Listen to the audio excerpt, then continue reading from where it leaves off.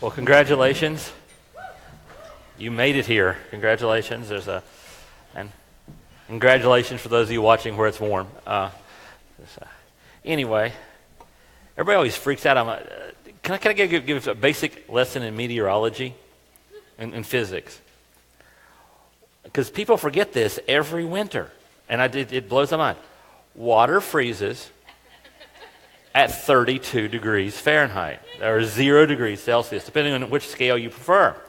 Now, if a meteorologist comes on TV and says, or the internet or anything, and says, there's a chance of 3 to 6 inches of snow, and the low tomorrow is 33 degrees, they're wrong, okay? Because what you get is cold water. At 33 degrees is cold water, it's not snow. So, Steve, what should we do? The low is 32 degrees for 7 minutes between 5 and 5:45. I don't think it's going to freeze that hard, that long. So anyway, just as future reference, 32 degrees is like a magic number when it comes to snow. So, and also remember that the TV weather person's job, you know what their job is? Get you to watch their TV show. They're wonderful people, and they can get you to watch if they say what word? Snow. So if you're new to this area, if it's snowing in Boone, which is as far away as you can get from here and still be in North Carolina, they're going to lead with snow in the forecast. So anyway, that was free. That was free. And so anyway, and you probably didn't know this. There was back into November 29th. Would have been C.S. Lewis's 120th birthday.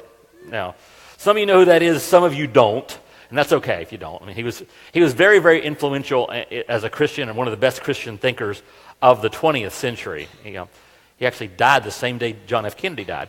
And his books, he wrote Mere Christianity, the Chronicles of Narnia were his. He did a lot of great thinking and all that. And he had a few quotes that I just love and go back to a lot. And one of my absolute favorites it's from Mere Christianity. And he says, creatures are not born with desires unless satisfaction for those desires exists. A baby feels hunger. Well, there's such a thing as food.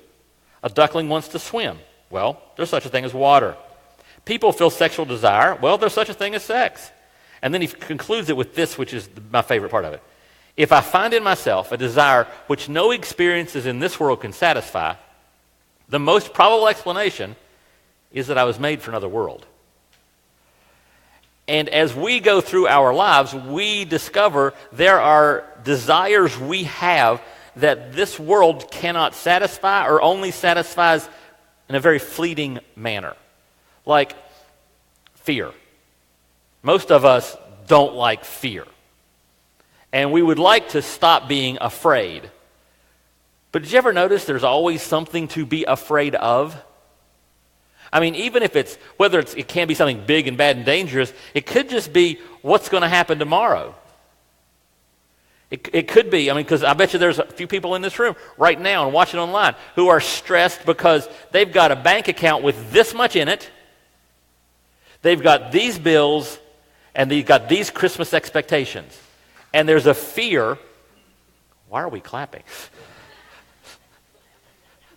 The tech group got happy for some reason. I don't know why. So we have those fears that come into play. Another thing that happens is shame. Most of us feel some shame. And it seems like we can never really get past all of it. That we're always feeling shame about something we did, something we said, something we thought. We talked last week about the mental discussions, the inner monologue that we have, and how that leads us to stay with shame in our lives. And it never seems to go away, but we want it to. And there's one more really big one that we have, and that is all of us have a desire to connect with something bigger, something greater than ourselves, something we would talk, I think, last week, up, as opposed to the stuff that's just out here. We all have a desire to look up and see something bigger and connect with something bigger than just ourselves. And those things point us to the fact that just maybe there's something else going on. There's something bigger. There's something greater. And that there is this other world. And we're starting a series today. We're going to run it through the rest of the year called Majoring on the Minors. And we're going to be looking at a few of the minor prophets. And they're the last part of the Old Testament are the minor prophets. And they're called minor prophets because they're short. Honestly, that's the reason they're minor. The other prophets are long. These guys are short. They're called minor. I don't think they would like it because, if I were short, I wouldn't want to be called minor. I don't think that would make me happy. But that's what they call that for. And when I come to the prophets, people always freak out. Because that's, if you read your Bible through, that's the part where you start weirding out. Because these guys are doing some strange stuff. Even today, if I say the word prophet, you're probably...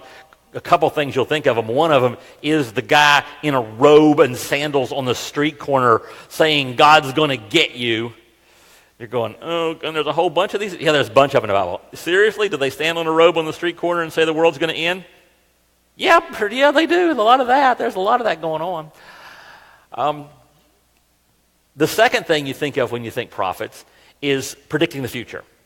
That's what we tend to, that's our next step is, oh yeah, prophets, those guys are the ones who say what's going to happen in the future. Did you know that's not completely accurate? That's not what they're doing most of the time. Some of you guys who've been Christian for a while, I'm about to blow the doors off your expectations on a couple things. Because the prophets were not predicting the future the way that you think they were. Let's say, for instance, you have a friend, and that friend likes to drink too much. And they tend, if they're out when they're drinking, they tend to drive while intoxicated. They just, you can't get the keys from them. It's really hard. They drive drunk frequently. Now, let's say you're their friend, and you go prophesy to them. Okay? Now, what are you going to say? Okay, if you continue this behavior, very, very bad things are going to happen in the future. Sometime in the future, as you continue this behavior, you're either going to, best case scenario, get arrested and lose your license. Worst case scenario, be in an accident and hurt somebody and end up in jail. There's not a happy ending to this story the way you're currently telling it. Okay? And what a prophet would do is a prophet would get up in front of the people and he would say, this is how you're living. It goes against God's principles. Living against God's principles has repercussions. And if you do not change your behavior, here's what's going to happen to you. Okay? Most of it was not super duper God saying, well, here's what's going to happen. That happens sometimes. Most of it was, these are the natural repercussions of your current course of life. Let me give you an example. There's one of the minor prophets in those 12 guys who wrote those books. One you may have heard of. He's a little more popular than some of the other ones. His name's Jonah. Remember the dude with the whale? Okay, whale surfing the wrong way. So Jonah, God tells him to go to a city called Nineveh. He doesn't want to go. He runs away. He gets swallowed by a sea creature.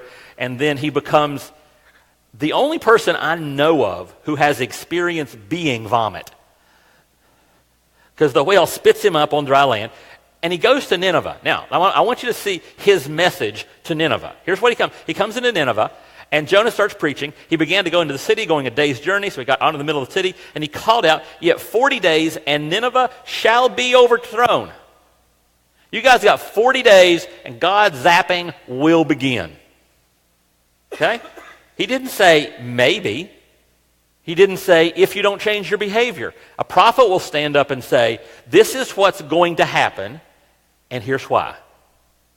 But in the case with Nineveh, the people of Nineveh repented. A couple of verses later. He says, when God saw that they repented, they changed their behavior, the behavior that was leading down the bad path, they stopped drinking and driving, to keep our illustration going. When God saw what they did, how they turned from their evil way, God relented of the disaster that he had said he would do to them, and he did not do it. Now the other verse said, in 40 days, you guys are done. But 40 days later, they'd repented and turned from their behavior, and God changed his mind, and they didn't get zapped. And that's normally how prophecy works. It is God speaking to a group of people and saying, here's what you're doing that violates my principles and my nature. And if you continue down this path, this is what's going to happen. So this is a really, really important point if you're going to read the minor prophets. And that is, when you come to the minor prophets, prophecy, the purpose of prophecy isn't to predict the future, it's to change the present. So when you go through the minor prophets and the big guys, the major prophets, you recognize what they're talking about is not a set course of action by God. It is what's going to happen if they don't make some adjustments in their lives. But the purpose is not so God can gloat over them and say, I told you so. The purpose is so they'll stop doing the stupid stuff. So God won't have to do the bad stuff. Or so, in a lot of cases, so the bad stuff that will naturally happen because of bad behavior doesn't happen to them. You got that? So today we're going to be looking at a prophet named Zephaniah. And Zephaniah is a pretty good picture of this happening. And we're going to learn a couple things that are probably going to, I don't know, might mess up your prediction, your understanding of what God's looking for in prophecy. Because a lot of times with prophecy, what we're thinking, we got the guy on the street corner got our attention, right? The idiot you see on the TV or this, whatever. And he's the one saying, stop doing this and stop doing this and stop doing this. That's not always what God does. So Zephaniah starts out, if you want to turn in your Bible, turn on your Bible, or find that somehow, you probably need to use a concordance or a table of contents. If you can find Matthew, just move back a little bit, and you'll get there to Zephaniah pretty quick. He's a really short little book, 3 chapters. And Zephaniah, he starts out with the normal thing for a prophet. You guys are in so much trouble. Okay, that's how a prophet tends to start out. You've got God so ticked at you, and here's all the stuff that's coming at you. Here's all the bad that God's about to rain down on you. And that's chapter 1. He goes through and says, this is what's happening. There's a little bit of here's why, and a whole lot of bad stuff coming. Bad juju coming your way. Then in chapter 2, he pulls back and starts talking to the nations around Israel. He starts saying, okay, you guys over here. Yeah, you are living way, way out of my principles. Here's the penalty that's going to come because of that. Here's what's going to happen to you because of that.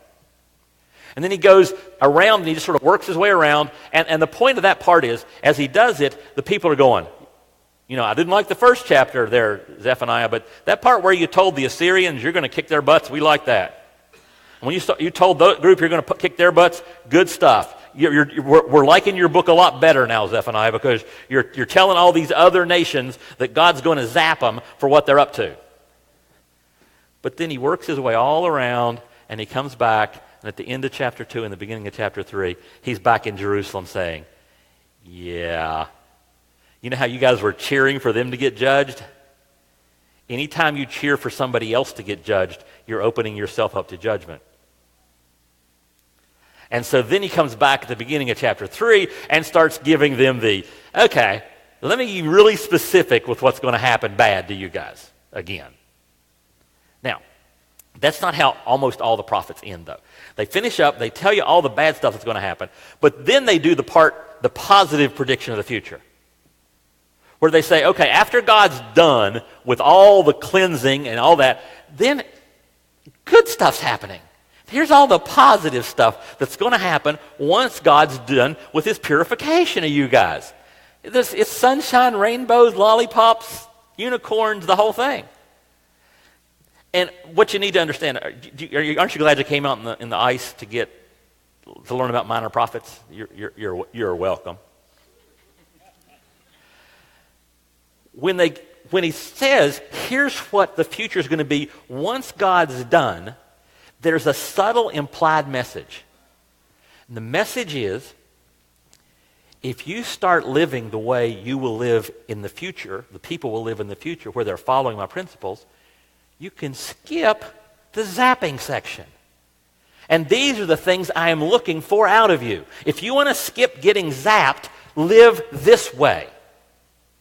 Okay? He doesn't phrase it that way because he's using the hammer on the people. When you're teaching, there's different methods that you use to teach, right?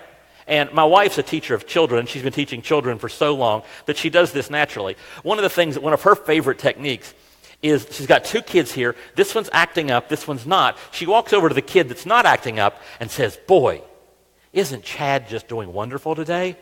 Don't you just love Chad? Chad is so special." Thinking that just maybe the boy next to him will go, "If I start doing right, maybe she'll say good things about me." And he squares up and starts flying right. Now, the only real problem is she's been doing this so long, she tries to use it on me. You know, I like the way Barry's putting his arm around his wife. Okay, well, it works, actually. It works, but still. So that's what he's doing. He's saying, okay, here's what the good stuff looks like. Here's the good life. So if you would like to start living that way, we can skip the zapping, okay? So what I want to do is I want to read most of here's what the future is going to look like so we can see what behavior God's wanting to reward.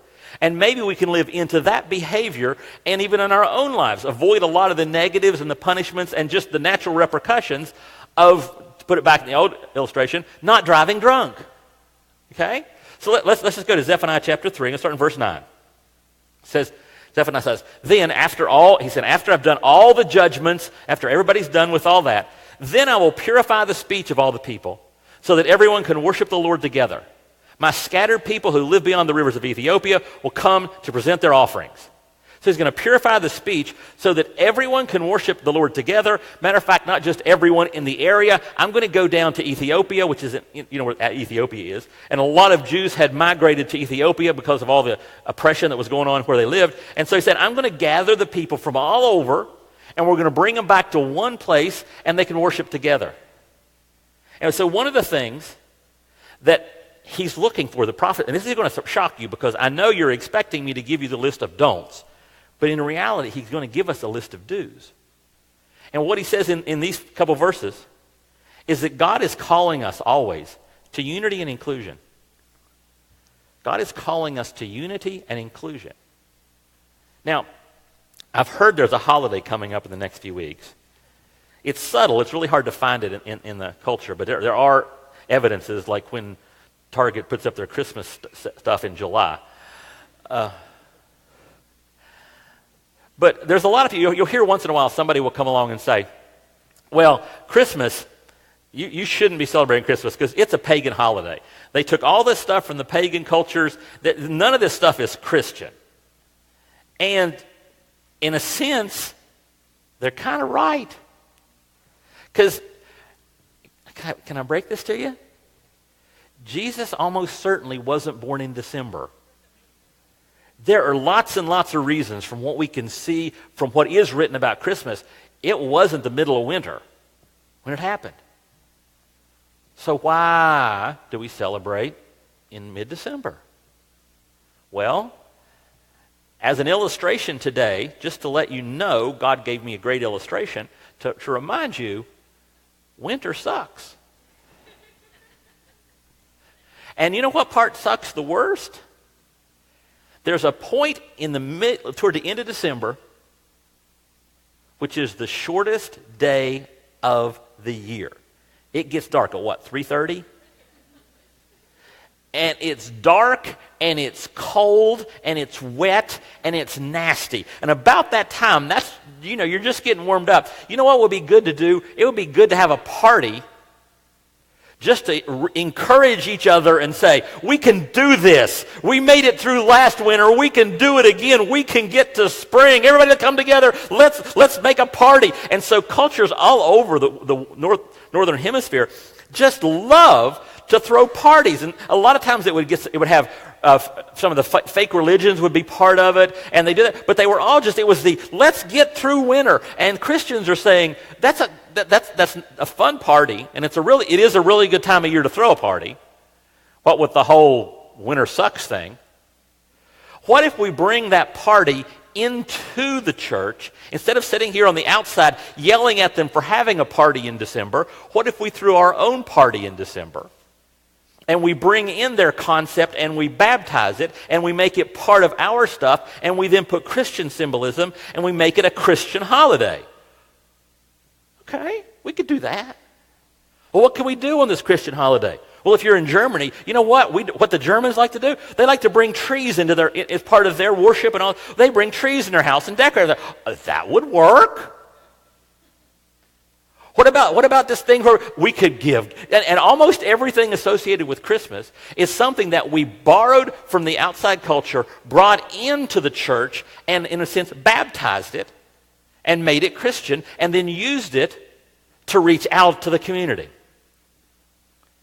Which is exactly what we're supposed to do with people. Because all of you were outside the church community. You were brought in, baptized, and then you're part of the unity of the church. So God calls us to unity and inclusion. He's saying, go out, bring in the people. Take the people who don't fit. Take the ones who've been living, in his case, in Ethiopia. Bring them in, and I want you to be unified. In Romans 15:7, Paul reflects the same thing. A lot of times when you read something in the prophets, you'll find it again in Paul or Jesus or both. It said, accept one another then just as Christ accepted you in order to bring praise to God. See the two pieces in that? Accept one another just as Christ accepted you. How did Christ accept you? When just as you are at your absolute worst, Jesus accepted you. So how do I accept other people?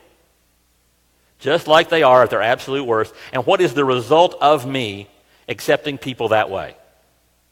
Brings praise to God. So when we choose to have unity, to be inclusive, to bring people in, not look for our differences, but look for what we can do that is what we have in common, it brings praise to God. And in John, Jesus said it this way: your love for one another will prove to the world that you're my disciples. The fact that when I go to your churches and you guys get along, when Christians actually get along and agree with each other and love together, that proves that you are following me. What you don't want to do right here is realize what the inverse of that rule is. Because if getting along with other Christians proves you're a follower of Christ, what does not getting along with other Christians prove? You don't want to, that's just Steve being mean, isn't it? Yeah. When we choose to pick fights with other Christians, when we choose to be negative, when we choose to tear down other followers of Christ, we're pointing toward not being followers of Christ. And the world sees that. So let's keep going. That's the first part. The second thing that we see in Zephaniah, as we just keep reading, chapter 3, verse 11. On that day, you'll no longer need to be ashamed, for you'll no longer be rebels against me. I will remove all proud and arrogant people from among you. There will be no more haughtiness in my holy mountain. Those who are left will be the lowly and the humble, for it is they who trust in the name of the Lord. The remnant of Israel will do no wrong. They will never tell lies or deceive one another. See, they never tell lies. They're lowly and humble.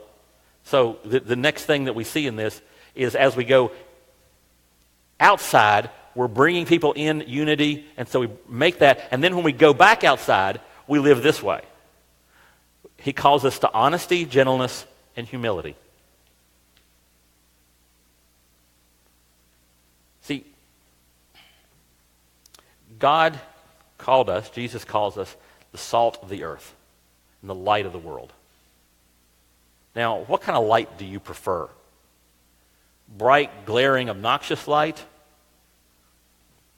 Or gentle light that just provides enough for you to get what you need to get done? I like gentle. Do you like a lot of salt or just the right amount of salt?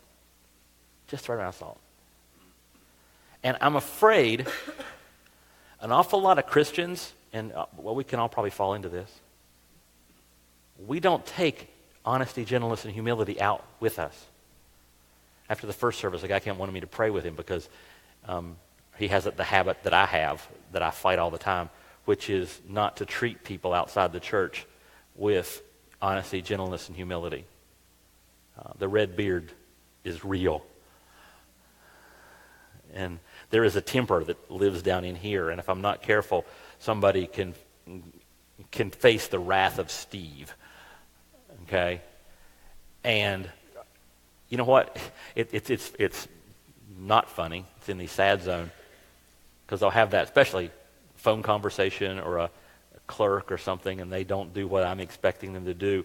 And afterwards is the thought, boy, I hope they don't come to our church. Because I just made it almost impossible for them to say, that's somebody I want to follow. That's someone I want to be like.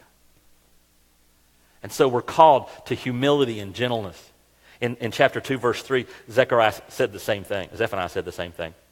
He said, seek the Lord, all who are humble, and follow his commands. Seek to do what is right and to live humbly. Perhaps even yet the Lord will protect you from his anger on that day of destruction. So, humility. And again, Paul says the same thing. He said, let your gentleness be evident to all.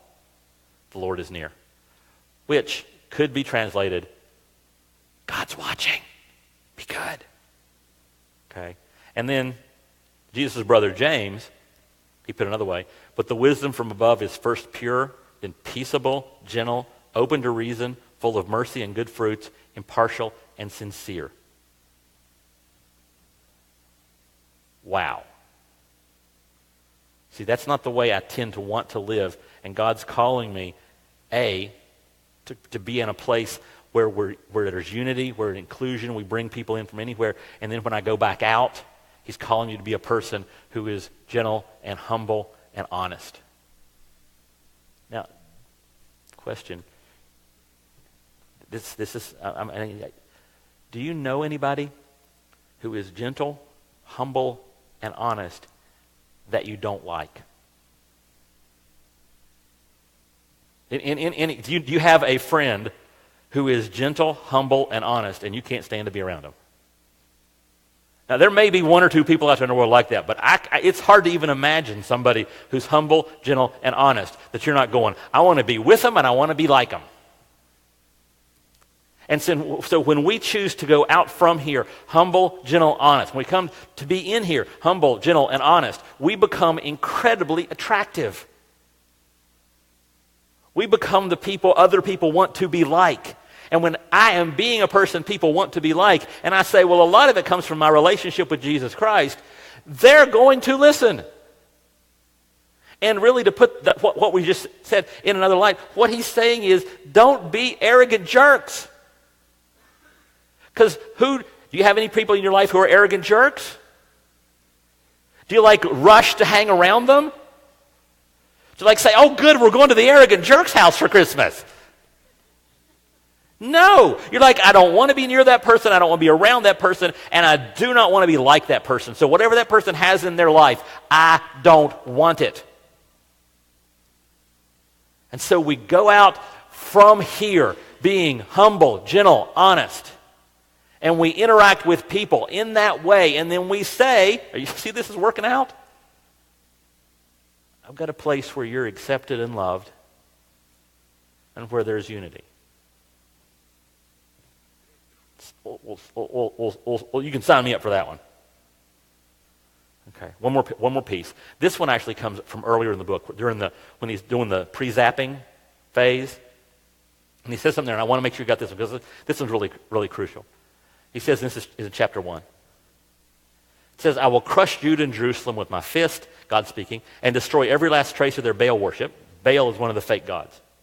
I will put an end to all the idolatrous priests, idolatry, false gods, so that even the memory of them will disappear. Wiped out. For they go up to their roofs and bow down to the sun, moon, and stars. They worshipped the planets. They worshipped the stars, the moon. They claim to follow the Lord, but then they worship Molech, another false god, too. This is one of the biggest threads we have running through the prophets. Okay, this is one of the biggest threads we have running through the Bible. If you go back to Exodus chapter 20, where Moses gives us the Ten Commandments, remember one of those? Yeah. You'll have no other gods before me. Heard that one? Now, here's what we do. We want to have other gods beside me. But God calls us to focused commitment. God calls us to a focused commitment. Me only. Now, normally what a person in this century would say would be, Steve, about that whole idols thing. Yeah, I'm not playing that. It's not like I go from here over to a Hindu temple. It's not like I go from here and I've got a little statue in my bedroom that I burn incense to and worship. I don't do that. Well, putting anything before God or equal to God makes that thing a god. And here's what happens. We have the God of here, and we come here, and we are a certain person here, and then we go there, and we are a different person there, and we serve a different God there. We serve the God of power, or the God of money, or the God of prestige, or the God of people like me. All the different things we do, and those become more important than God because we're not willing. Matter of fact, that's what keeps us from being honest. Honest. If I'm saying that God is the center of my life, he should be the center of my life. How often? All the time. 24/7, 365. That's being honest. Humble? Oh, I'm trying to get ahead out there. You don't get ahead being humble. You got to let people know what you can do. You got to put it out there. They got to know who you are, what you can accomplish. Gentle? Well, Steve, that works in the church. Maybe. It doesn't work out there because, man, you got to charge, you got to drive, you got to... What God are you serving out there? Because if it's not humble, gentle, and honest, it's not our God. And you've put another God before him. And that's the driver. That's the centerpiece for the whole thing.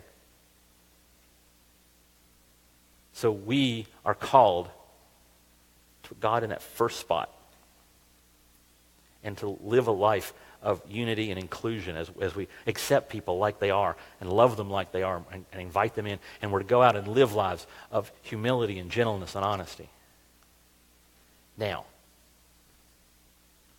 I wonder if there's any benefits to that. Wonder if it would help. Well, the book of Zephaniah, he kind of concludes, he gives them a little celebratory wrap-up. Let me read that. Just rest of it. You can just read it with me. They will eat and sleep in safety. This is after God's done with his purification, or after they start living the way he wants them to live. They will eat and sleep in safety, and no one will make them afraid. Sing, O daughter of Zion. Shout aloud, O Israel. Be glad and rejoice with all your heart, O daughter of Jerusalem. For the Lord will remove his hand of judgment and will disperse the armies of your enemy. And the Lord himself, the King of Israel, will live among you. At last, your troubles will be over, and you will never again fear disaster. On that day, the announcement to Jerusalem will be, cheer up, Zion, don't be afraid, for the Lord your God is living among you. He is a mighty Savior. He will take delight in you with gladness. With his love, he will calm all your fears. He will rejoice over you with joyful songs. Now, when you first go through that, you think, that's pretty cool. You probably didn't see it. Because we started out with three things that only come from above. Okay? You want to see those three things again? The first we talked about was fear. And in that last little section of Zephaniah, what did he say? He said in one verse, they will eat and sleep in safety, and no one will make them afraid. Another one, he said, at last your troubles will be over, and you will never again fear disaster. And the third one was, with his love, he will calm all your fears.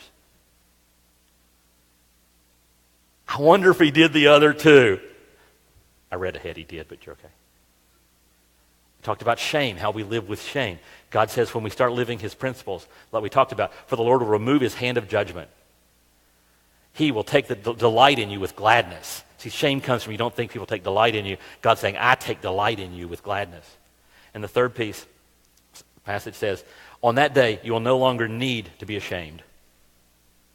You'll no longer, some of you guys, you're so used to shame, you think you need to be ashamed. You say, no, not if you have a relationship with me and if you're living that life we've been describing. For you'll no longer be rebels against me. Stop being a rebel against God, you end up with no shame. And, the third one, that whole connection with something greater. Sing, O daughter of Zion, shout aloud, O Israel, be glad and rejoice with all your heart, O daughter of Jerusalem. For the Lord will remove his hand of judgment and will disperse the armies of your enemy. All the bad stuff goes away, and in its place, and the Lord himself, the King of Israel, will live among you. For the Lord your God is living among you. So why should we live lives where we focus on unity and inclusion, where we're loving people just like they are and allowing them into our lives? Why should we live lives of humility and gentleness and honesty? Why should we put God first? Because the things we want most are things we can't have unless God gives them to us. And because they're otherworldly, because they're divine things, that's the only way to get them. We spend energy like crazy pursuing them. We try to eliminate fear by building all the safety nets we can. We try to eliminate shame by every means we can possibly do. And we try to claw our way to God with anything we can. But the only way we actually get those things is because God gives them to us. And he does it because we choose to honor God, to put God first in our lives. And one way that that's really important that we put God in that first spot is, I said, if you always take God and bring something else alongside of it. Because one of the things that we have a tendency to do is when it comes to a relationship with God, we have Jesus and something else. Some of you, right now, you believe you're going to be okay with God in the end because you've got Jesus and I could show up at church on a regular basis or even watch it online. I've got Jesus and I do work at the church. I serve in a ministry. I've got Jesus and I read my Bible. I've got Jesus and I pray. I've got Jesus.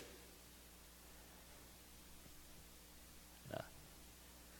There's only one door, and that's Jesus. Period. And so I don't put an and on that. I don't follow any other gods. I don't assume anything else will work. The only thing that gets me to God is Jesus. And once I have that relationship with Jesus, I then have the ability to start living a life of unity and inclusion, of gentleness and humility and honesty, and keeping him first in my life. And God then brings in the work that you may not ever get rid of all your shame, but you'll get a taste of it. You'll get a taste of a life without shame. You'll get a taste of a life without fear. You'll get a taste of a life fully connected with a God who dwells with you. If you're a Christian and you've slipped off of that, you started trusting something other than, quit it. Just stop. Trust Jesus. Okay? Stop. He's not impressed by anything you do. Okay? You think it's really spectacular what you do at church. It's not that spectacular for God. For the being who spoke the universe into existence, you're not going to amaze him. Jesus loves you, period. Don't think you're impressing him with what you do. Serve because you love, serve because it's the right thing to do, but don't serve because you're trying to impress God. And some of you, you've never really had a relationship with God because you've always done Jesus and. And if you'd like to have the relationship with God, you'd like to talk to somebody about that, we've got blue bags. We've got some on the sides of the platform. We've got some on the back on those tables. If you'd like to talk to somebody about having a relationship with a God who wants to take away your shame, wants to take away your fear, and allow you to have a connected relationship with him, grab one of these. We'd love to talk to you. Somebody will take about 10 minutes, walk you through the bag, show you how to have a relationship with God. If you have the relationship with God, the next step is to announce it to the world. We do that through baptism. Do it the first Sunday of every month. First Wednesday of every month. This time, if you sign up now, you get to do it first thing of the year. So jump all over it. Okay? Just contact us. Let us know. One of the things we do to help you grow into the person God designed you to be is we offer our step classes. And we have a Christmas special. You've heard of Black Friday, Cyber Monday. This is Green Sunday. When it comes to the step classes, you're getting 2 for the price of 1 today only. Because of the holidays, we're have to scrunch things together. So step class 2 and 3 are offered tonight, starting at 5:30 instead of 6. Childcare is provided. And if you've not even taken class 1 yet, cool, you can do that when we get back in January. But you can do that tonight at 5:30. That's our step classes to help you find out how to grow into the person God designed you to be, how to live into his plan for your life. 2 great classes tonight at 5:30, 2 for the price of 1.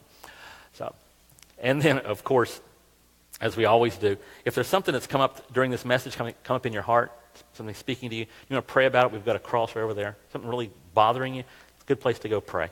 During this next song, you can just get up during the song, go pray. If you want to pray with somebody, we've got a couple people lined up around the outside of the auditorium we'd love to pray with. Right now I only see you, but that's so there's one. Yeah, only one of them made it through the snow, but one's good. So if you want to pray with somebody, right there. If you want to take communion, we've got communion stations here, one in the front and one in the back. Just to honor what Christ did for you.